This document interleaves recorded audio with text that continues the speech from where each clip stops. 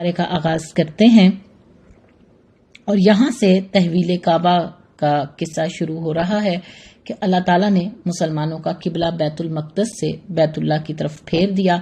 چونکہ جب مسلمان مکہ میں تھے تو ایسی کوئی بات نہیں تھی، مسلمان خانہ کعبہ میں بھی نماز پڑھ لیتے تھے اور بیت اللہ کی طرف ایسے رخ کرتے تھے کہ بیت المقدس کی طرف بھی رخ ہو جاتا اور بیت اللہ کی طرف بھی رخ ہو جاتا۔ لیکن جب مدینہ آئے تھے تو 16-17 مہینے تک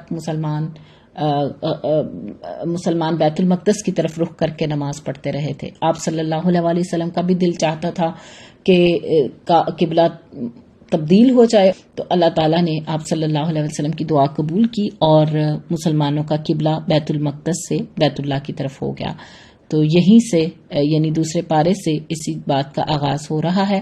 آئیے تلاوت سنتے ہیں پارہ نمبر 2 کے پہلے رکوع کی۔ فَيَقُولُ السُّفَهَاءُ مِنَ النَّاسِ مَا وَلَّاهُمْ عَنْ قِبْلَتِهِمُ الَّتِي كَانُوا عَلَيْهَا قُلْ لِلَّهِ الْمَشْرِقُ وَالْمَغْرِبُ يَهْدِي مَن يَشَاءُ إِلَى صِرَاطٍ مُّسْتَقِيمٍ وَكَذَلِكَ جَعَلْنَاكُمْ أُمَّةً وَسَطًا لِتَكُونُوا شُهَدَاءَ عَلَى النَّاسِ وَيَكُونَ الرَّسُولُ عَلَيْكُمْ شَهِيدًا وَمَا جَعَلْنَا الْقِبْلَةَ الَّتِي كُنتَ عَلَيْهَا إِلَّا لِنَعْلَمَ مَن يَتَّبِعُ الرَّسُولَ مِمَّن يَنقَلِبُ عَلَى عَقِبَيْهِ وَإِن كَانَتْ لَكَبِيرَةً إِلَّا عَلَى الَّذِينَ هَدَى اللَّهُ وَمَا كَانَ اللَّهُ لِيُضِيعَ إِيمَانَكُمْ إِنَّ اللَّهَ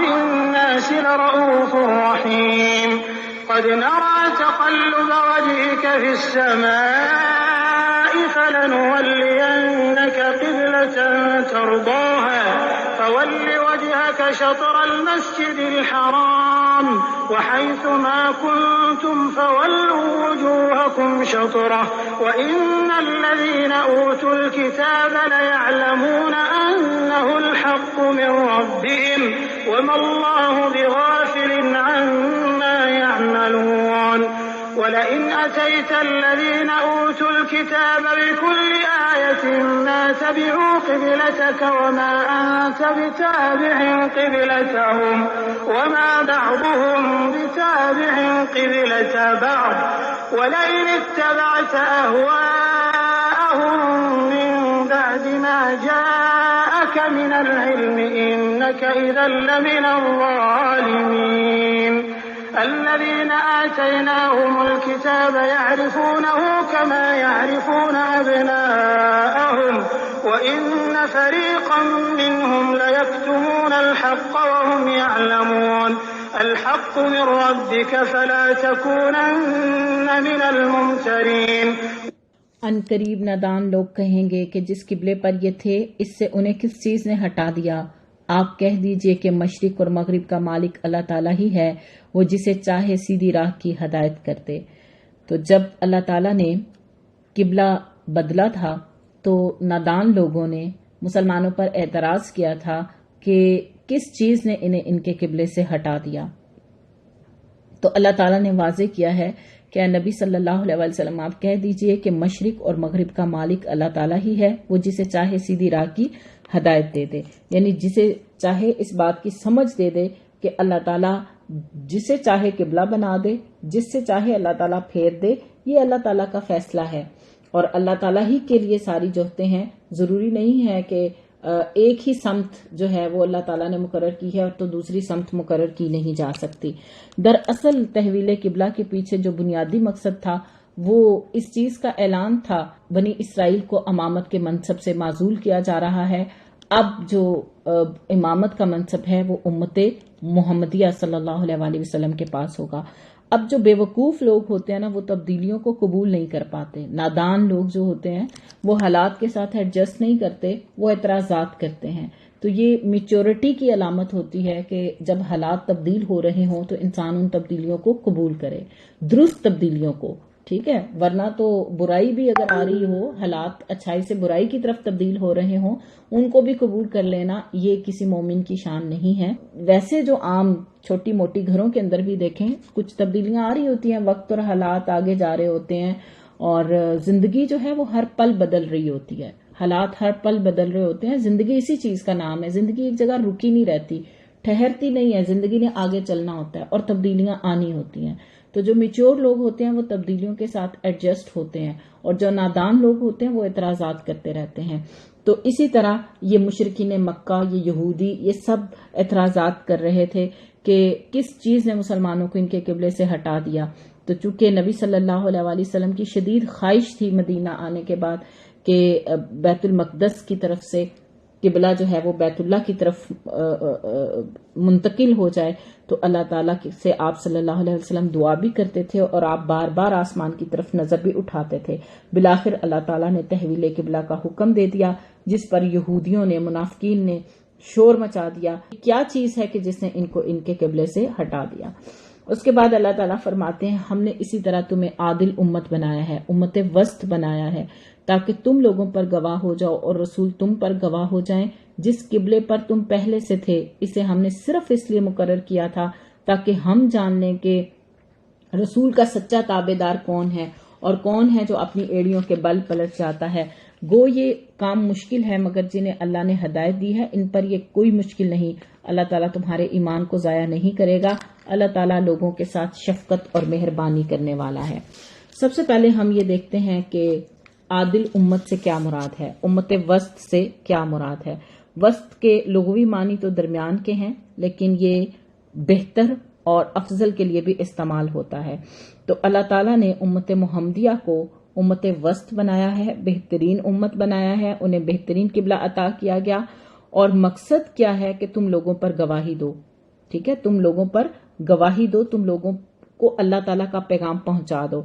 دیکھیں امت محمدیہ جو ہے صلی اللہ علیہ وآلہ وسلم، یہ ایک درمیانی امت ہے، یہ ایک معتدل امت ہے، کیونکہ اس میں نہ تو یہودیت جیسی سختی ہے نہ ہی عیسائیت جیسی نرمی ہے. یہ افراط و تفرید سے پاک ہے. اسلام کی تعلیمات کے اعتبار سے بھی دیکھا جائے نہ شدت ہے نہ بہت نرمی ہے، بلکہ بیلنس ہے.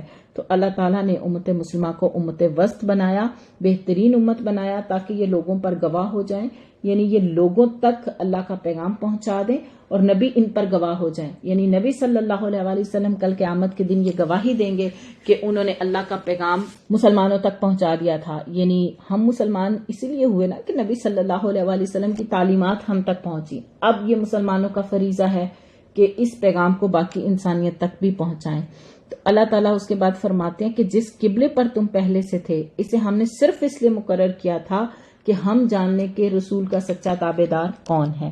یہ بات تحویل قبلہ کی غرض سے بیان کی گئی ہے. مومنین صادقین تو رسول اللہ صلی اللہ علیہ وآلہ وسلم کے اشارے کے منتظر ہوتے تھے. تو جو لوگ نبی کے تابع دار ہیں ان کے لیے تو کوئی مشکل نہیں کہ جو بھی حکم اللہ نازل فرما دے اور نبی صلی اللہ علیہ وآلہ وسلم مومنوں کو وہ حکم دے تو وہ اسے بجا لانے میں انہیں کوئی بھی مشکل پیش آتی ہو. تو سچے مومن جو ہیں وہ نبی کے تابع دار ہوتے ہیں. نبی صلی اللہ علیہ وآلہ وسلم کوئی بھی حکم اپنی خواہش سے نہیں دیتے، اپنے پاس سے کوئی حکم نہیں دیتے، بلکہ آپ صلی اللہ علیہ وآلہ وسلم جو کہتے ہیں وہ اللہ کے حکم سے ہی لوگوں کو کہتے ہیں. تو یہ تحویل قبلہ کی جو بات ہے یہ اللہ کا حکم ہے. اور اس کے بعد بتایا گیا کہ اللہ تعالیٰ تمہارے ایمان کو ضائع نہیں کرے گا. اب چونکہ قبلہ بدل گیا تھا تو لوگوں کے ذہنوں میں یہ ایک سوال پیدا ہو گیا تھا کہ جن لوگوں نے پہلے بیت المقدس کی طرف رخ کر کے نماز پڑھی اور وہ وفات پا چکے ہیں، آیا ان کی نماز قبول ہوگی یا نہیں؟ تو اللہ تعالیٰ نے فرمایا کہ اللہ تمہارے ایمان کو ضائع نہیں کرے گا. تو یہاں ایمان سے مراد اس آیت میں، آیت نمبر 43 میں ایمان سے مراد نماز ہے. تو اللہ تعالیٰ نے فرما دیا کہ یہ نمازیں ضائع نہیں ہوں گی، تمہیں ان کا پورا پورا ثواب ملے گا. نماز کو ایمان سے تعبیر کر کے اللہ تعالیٰ نے واضح کیا ہے کہ نماز کے بغیر ایمان کی کوئی حیثیت نہیں. ایمان تب ہی معتبر ہوگا جب نماز اور دیگر احکام الہی کی پابندی ہوگی.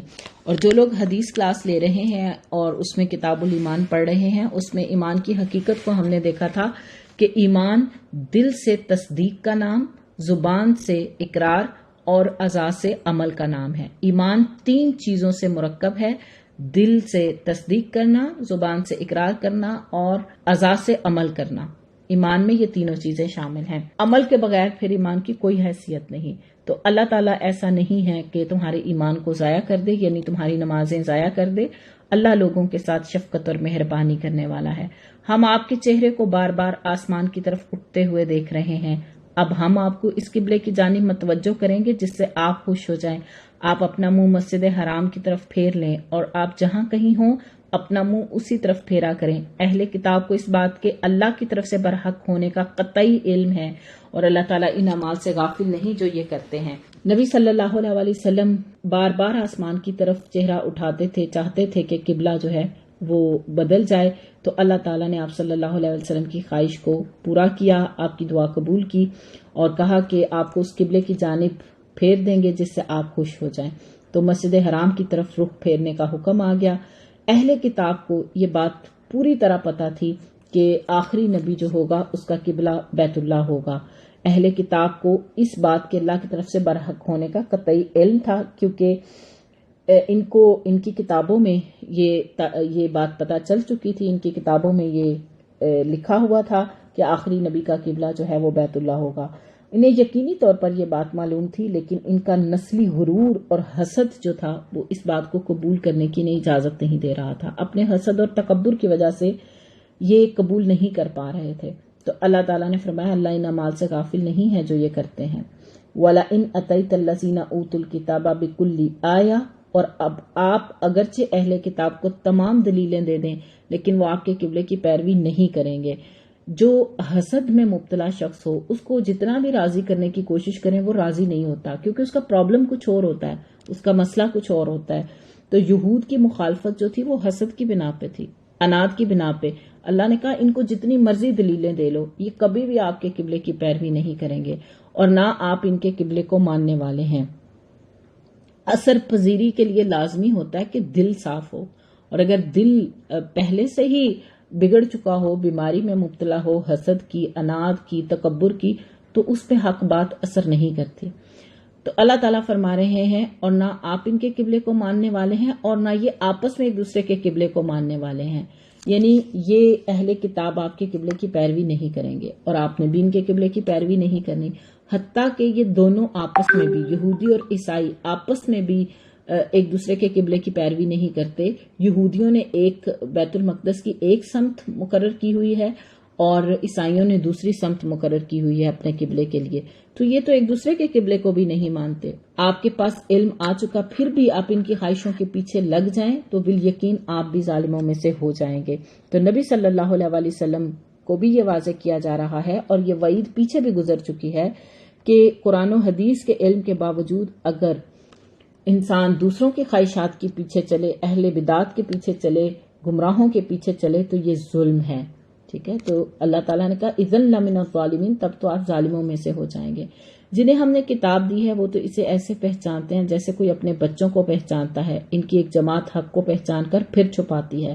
یعنی اہل کتاب جو ہے وہ یہ تحویل قبلہ کی بات کو اس طرح جانتے ہیں جیسے اپنے بیٹوں کو پہچانتے ہیں، یعنی ان کو یقین ہے کہ ایسا ہوگا اور یہ برحق ہے۔ جیسے انسان اپنی اولاد کو لاکھوں کروڑوں کے مجمع میں بھی پہچان لیتا ہے نا، اپنے بچوں کو پہچاننے میں تو کوئی ماں باپ غلطی نہیں کر سکتا، اس کو تو اپنی اولاد کی پہچان ہوتی ہے۔ تو اللہ تعالیٰ نے کہا یہ اس تحویل قبلہ کی بات کو ایسے پہچانتے ہیں جیسے اپنے بچوں کو، ان کی ایک جماعت حق کو پہچان کر پھر چھپاتی ہے، یعنی یہ حق کو چھپا رہے ہیں، حالانکہ ان کو یہ بات واضح طور پر پتا ہے کہ تحویل قبلہ کا معاملہ برحق ہے۔ الحق من ربک، آپ کے رب کی طرف سے یہ سراسر حق ہے، یعنی نبی صلی اللہ علیہ وسلم پر جو بھی حکم اترتا ہے وہ برحق ہے، وہ اللہ کی طرف سے ہے۔ فلا تکونن من الممترین، پس آپ خبردار آپ شک کرنے والوں میں سے نہ ہو جائیے، یعنی شک و شبہ کی تو کوئی گنجائش ہی نہیں ہے۔ یہ اہل کتاب جو ہیں یہ حق کو چھپاتے ہیں، لوگوں میں شکوک و شبہات پھیلاتے ہیں۔ آپ پر جو کچھ نازل ہو رہا ہے آپ کے رب کی جانب سے برحق ہے، آپ شک کرنے والوں میں سے نہ ہو۔ تو تحویل قبلہ کے موقع پر بھی مسلمانوں کو ایک مشکل سے گزرنا پڑا تھا، کیونکہ ہر طرف جو ہیں وہ اعتراضات ہو رہے تھے اور کمزور ایمان والے جو لوگ تھے وہ جلدی ہل جاتے ہیں نا، کمزور ایمان والے لوگ، تو ظاہرہ ان کے لیے بھی ایک یہ چیز ان کے ذہنوں میں بھی پیدا ہو رہی تھی، اچھا پہلی نمازوں کا کیا ہوگا، اب قبلہ بدل گیا۔ تو یہ لوگ جو تھے